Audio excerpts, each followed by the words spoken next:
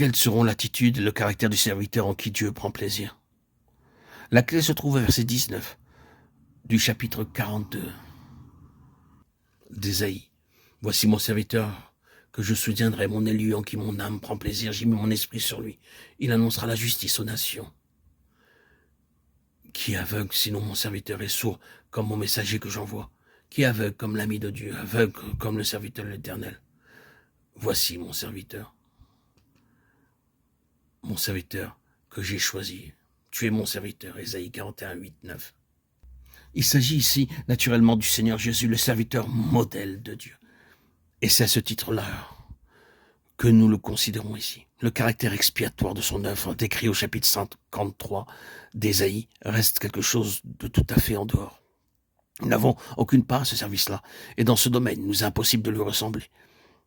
Mais dans les principes auxquels il s'est conformé pendant sa vie terrestre, nous sommes appelés à être un avec lui. Et dans la mesure où notre vie est vraiment gouvernée par ces principes-là, nous pouvons nous rapprocher de cette position en Christ qui permet à Dieu de prendre aussi plaisir en nous. Or, dans ce verset 19, ce serviteur de l'Éternel nous est présenté avec deux caractères très particuliers, la surdité et la cécité. La vraie consécration rend sourd et aveugle. Israël, le serviteur décevant, nous est rapporté comme étant l'un et l'autre aveugle et sourd, mais c'est l'idolâtrie qui en est la cause. Tandis que pour le Seigneur Jésus, c'est la consécration qui le rend aveugle et sourd. En effet, s'il y a une nécessité et une surdité qui sont tragiques, il en existe une autre forme qui est glorieuse. Satan n'a pas trouvé en lui d'oreilles ni de yeux quand, dans le désert, il voulut lui faire voir et lui laisser entendre que la nécessité ne connaît pas de loi, ni l'amour, ni le succès. Même quand ces suggestions sont camouflées par des textes de l'Écriture, le vrai serviteur de l'Éternel refuse et de voir et d'entendre, plutôt que de s'écarter d'un cheveu de la volonté de Dieu. Il préférera souffrir de la faim, courir le risque d'un délai prolongé, se laisser proscrire et goûter toute l'amertume du calvaire. Invoquer le principe de défense légitime, être l'auteur de son propre avancement, se frayer un chemin par un effort personnel, non. Les fins de Dieu ne peuvent être assurées que si les méthodes de Dieu sont honorées. Porter ce serviteur-là par un mouvement brusque sur un trône de fortune et compromettre ainsi les résultats spirituels de sa mission, aucun mouvement populaire n'y parviendra. Derrière la sollicitude d'un ami inquiet pour son bien-être et son sort à venir, il sait reconnaître l'adulation retorse de son adversaire, le serpent. Cet attachement de son intime est incapable de le détourner de sa voie. Il l'a accepté. Il en connaît les pièges.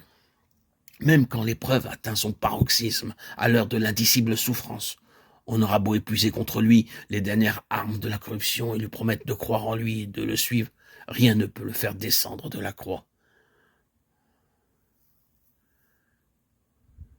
Ce serviteur-là personnifie le sacrifice entièrement consumé de l'ancienne alliance. Il reconnaît à Dieu tous ses droits et son seul objectif est de lui en assurer la jouissance. Ses droits, ils se résument tous en deux mots. Ta volonté. Et ils exigent de sa part l'abandon le plus absolu, une attitude dépourvue de la plus petite suggestion de volonté personnelle.